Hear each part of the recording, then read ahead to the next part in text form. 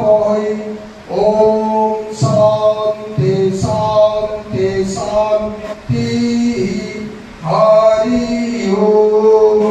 ओम शरणो मित्र संवरुणा शरणो भवतुर्जा। नमो ब्रह्मणे नमस्ते वायो तमेव perfection ब्रह्मासि तमेव perfection ब्रह्मो वदिष्यामि।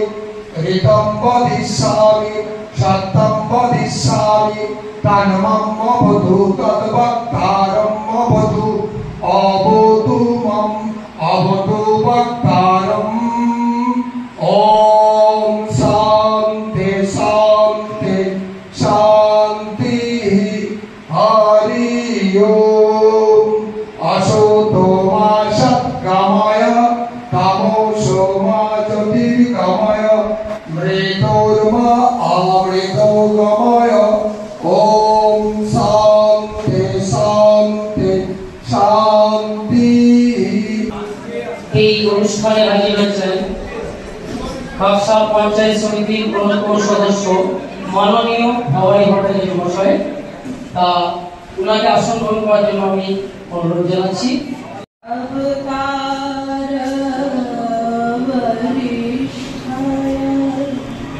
राम कृष्णाय ते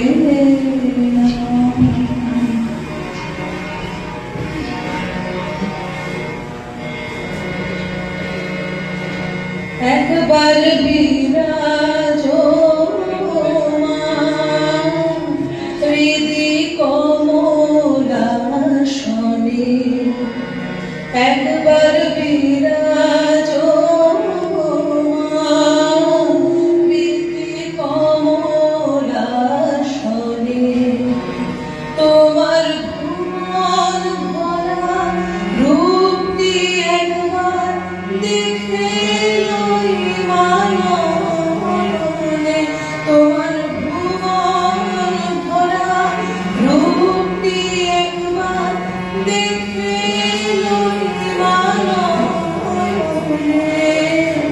কমলাসনে। একবার বিরাজো হৃদি কমলাসনে। একবার বিরাজো হৃদি কমলাসনে। বিদ্যাপীঠের শিক্ষিকারা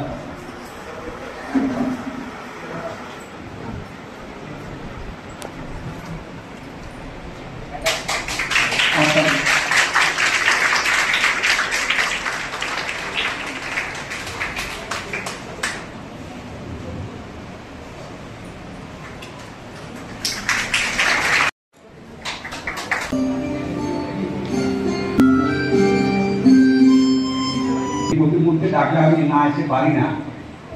মহারাজ এখানকার যিনি এটা তিল করে গড়ে তুলেছেন এই সংস্থাটা, তাই প্রথমে শ্রীরামকৃষ্ণদেব সারদামণি বিবেকানন্দের চরকমলে প্রণাম জানিয়ে কয়েকটা কথা বলছি। আর অতিথিরা আছেন এবং আপনারা শিক্ষক শিক্ষিকা এবং ছাত্রছাত্রীরা আছেন।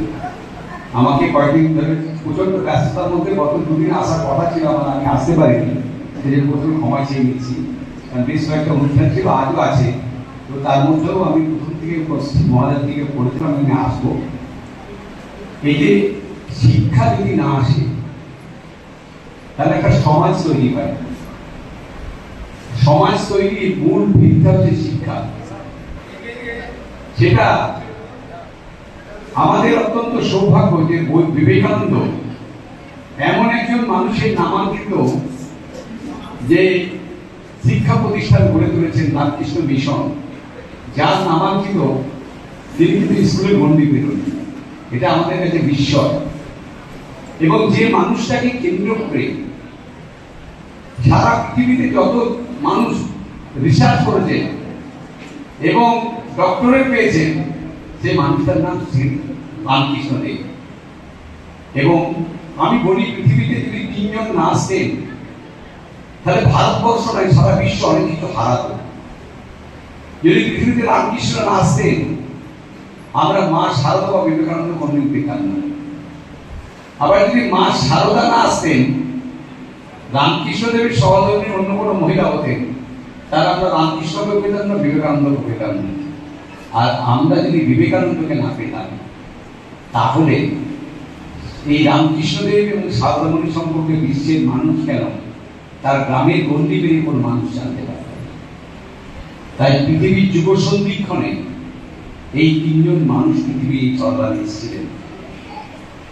একজন অনেক মনীষী জন্মেছেন, তো আজকে বিবেকানন্দ, রামমোহন, বিদ্যাসাগররা জন্মায় না কেন? উনি সুন্দর একটা উত্তর দিয়েছিলেন যে দেখবে হেলিপ্যাড বাঙালি সেখানে নামতে পারে, মাঠে ঘাটে নামতে পারে, কিন্তু একটা এরোপ্লেন বা প্লেন এয়ারপোর্ট ছাড়া নামতে পারে। তাই আজকে ভগবতী দেবী, ভুবনেশ্বরী দেবীর মতো সে এয়ারপোর্ট যে গ্রহণ করবে, সেই বাচ্চাকে যে নামবে, সেই এয়ারপোর্ট কোথায়?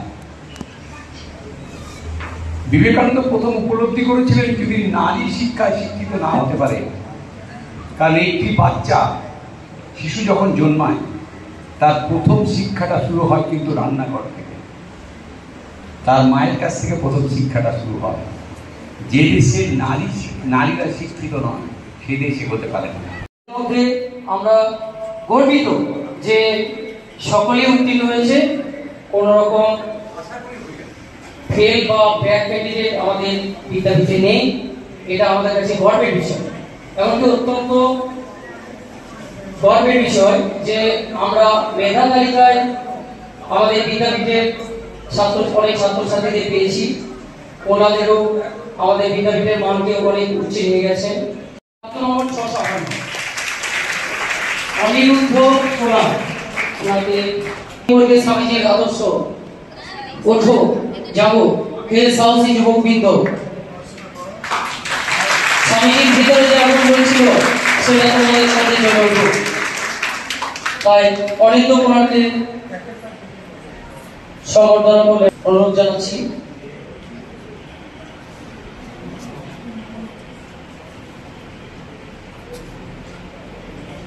হাততালি দাও।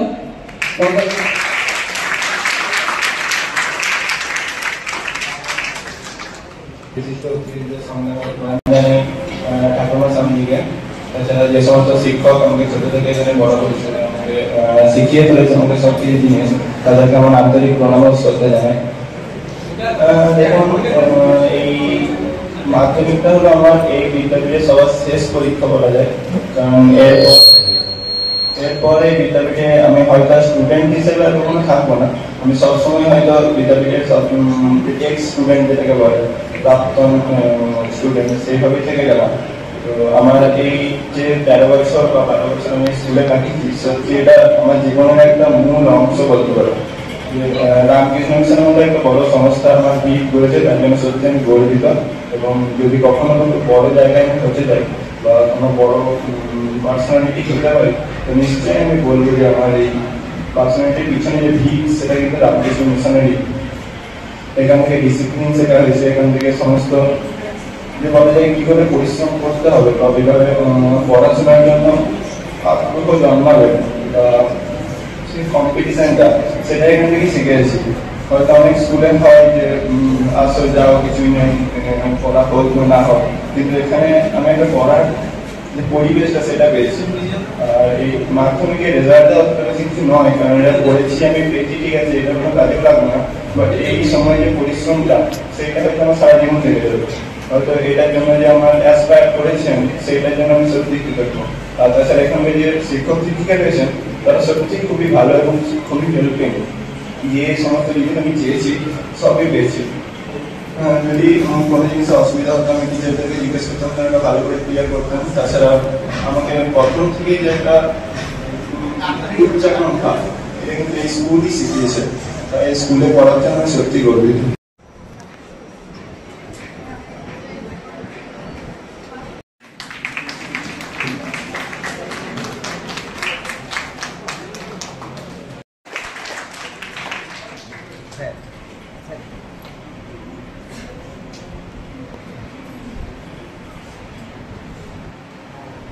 Packet. স্বামীজির আদর্শ নিয়ে দেশের দশের কাজে এগিয়ে যেতে পারে, এটাই আজকে অনুষ্ঠানের শক্তি। আমরা কালকেও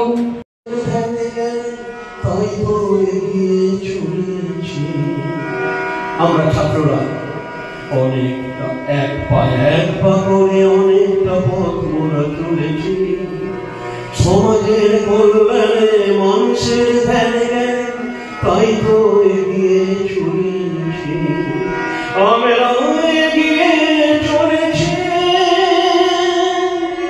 আমরা, এগিয়ে চলেছি।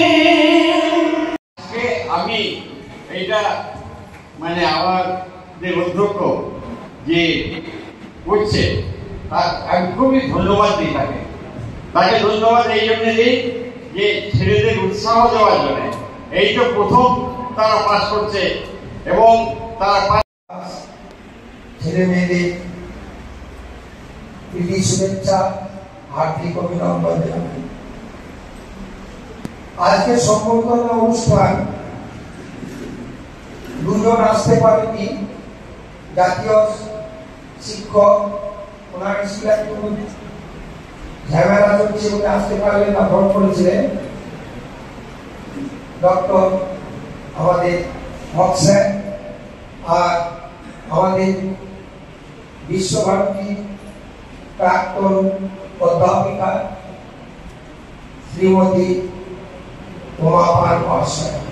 এইচএস পড়েও আমাকে যেতে হবে, ব্যাংকে বসবে, ডাক্তার, ইঞ্জিনিয়ার, আরো কত জায়গাতে যেতে হবে। মানুষের যাওয়া পাওয়ার শেষ নেই। তাই তোমাদের ভাবি জীবন সম্বন্ধে একটা কথা বলছি, ভালো করে শ্রবণ করবে, মনন করবে, নিরাশন করবে, জীবনে বড় হবে। নিজের বিবেককে সবসময় প্রশ্ন করবে, আমি যে কাজটা করছি ঠিক না ভুল। বিশেষ করে যখন শয্যাতে শুয়ে রাত্রে, তখন সেটা রোমন্থন করবে, স্মৃতি রোমন্থন করবে। আজকের দিনে আমি কতটা ঠিক কাজ করলাম, কতটা ভুল কাজ করলাম, কতটা পড়ায় ফাঁকি দিলাম, এইগুলো একটুকু উদ্ঘাটন করবে। তোমাদের উদ্দেশ্যে বিশেষ করে বলছি। আর তার সাথে বলছি, মোবাইল ফোন, আইফোন বিশেষ করে ইউজ করবে, এটাতে বিজ্ঞানের আশীর্বাদ, কিন্তু আমরা ওটা অভিশাপ দিতে ইউজ করছি। সব সময় ওর থেকে অনেক অনেক কিছু পাওয়া যায়, কম্পিউটারের মতো কাজ করে মোবাইল, কিন্তু তোমাদের ইয়ং জীবন ওইটার থেকে সতর্ক থাকবে। যেমন তার ছোট্ট একটা ঘটনা বলে আমি শেষ করছি, সময় সংক্ষিপ্ত। স্বামী বিবেকানন্দ বলছেন, money is lost, nothing is lost, health is lost, something is lost, character is lost, everything is lost, according to Swamiji. আমাদের যে দৈনন্দিন কাজকর্ম করি, চিন্তন মনন করি, সেইগুলো আমাদের স্মৃতিরূপে মগজে স্তর থাকে। এই সমষ্টিকেই বলছে হ্যাবিট বা সংস্কার। এই সংস্কারই চরিত্র বা ক্যারেক্টার তৈরি করে। তার ক্যারেক্টার বা চরিত্র কি জিনিস, একটা সংক্ষিপ্ত আমি ধর্মশাস্ত্র থেকে তুলে ধরছি। প্রহ্লাদ, তোমরা সকলেই নাম শুনেছ, স্কুলে পাঠ্য বই ছিল। ভক্ত প্রহ্লাদ অত দান করতেন, সব মানুষের মনকে জয় করে নিচ্ছিলেন দান সেবার দ্বারা। স্বর্গরাজ্য টলমল করছে, দেবতাদের রাজা ইন্দ্র চিন্তা করছে স্বর্গরাজ্য কেড়ে নেবে। দৈত্যকুলের ধর্মরাজ ভক্ত প্রহ্লাদ, তিনি তখন কি করছেন, দরিদ্র ভিক্ষু ব্রাহ্মণ রূপ ধারণ করে ভক্ত প্রহ্লাদের কাছে আসছেন। প্রহ্লাদ, চারিদিকে আমরা শুনেছি যে ভক্ত প্রহ্লাদ বলে একজন আছেন, উনি দান করেন খুব, কোনো অতিথিকে ফেরান না। কিন্তু আমি ভিক্ষু ব্রাহ্মণ অতি দরিদ্র ছিন্ন আমার দশা, পেটে অন্ন জুটে না। দেখো দেবতাদের রাজা ইন্দ্র ছলে বলে কৌশলে মিথ্যা কথা বলছে সবকিছু তার শক্তিকে, তার চরিত্রকে হরণ করার জন্য। ভক্ত প্রহ্লাদ তো সদা দয়ালু। হে ব্রাহ্মণ, আপনি কি চান যে তুমি দিতে পারবে? হ্যাঁ পারবো, দাও চরিত্রটা দাও তোমার। এই চরিত্র ভক্ত প্রহ্লাদ সদাশিব যেই বলেছে অমনি তার হৃদয় থেকে একটা বিরাট জ্যোতি বেরিয়ে চলে যাচ্ছে। চিৎকার করে প্রহ্লাদ আত্মনাদ করছে, কে তুমি? কে আমায় ছেড়ে চলে যাচ্ছ? আমি যেন শূন্য হয়ে পড়ে যাচ্ছি। কে তুমি? দৈববাণী হচ্ছে, প্রহ্লাদ আমি হচ্ছি সত্য। যেখানে সত্য থাকে না, যেখানে চরিত্র থাকে না, সেখানে তো সত্য থাকে না, তাই আমি চলে যাচ্ছি। প্রহ্লাদ আত্মনাদ করছে, ইতি অবসরে আবার তার হৃদয় থেকে একটা জ্যোতি বেরিয়ে চলে যাচ্ছে। প্রহ্লাদ আবার আত্মনাদ করে বলছে, কে তুমি? কেন যাও? তখন বলছে, আমি ধর্ম। যেখানে সত্য থাকে না, সেখানে তো ধর্ম থাকে না। এরপর আবার একটা শক্তি বেরিয়ে চলে যাচ্ছে। প্রহ্লাদ আত্মনাদ করছে, কে তুমি? কেন যাও? বলছে, আমি তো শ্রী। যেখানে সত্য ধর্ম থাকে না, সেখানে তো শ্রী থাকে না। আবার একটা শক্তি চলে যাচ্ছে, কে তুমি? কেন যাও? বলছে, আমি বল। যেখানে এরা থাকে না, সেখানে আমি থাকি না। আবার সেই আবার একটা শক্তি চলে যাচ্ছে, বলছে, কে তুমি? কেন যাও? না, আমি শক্তি। যেখানে এরা থাকে না, আমি তো সেখানে থাকতে পারি না।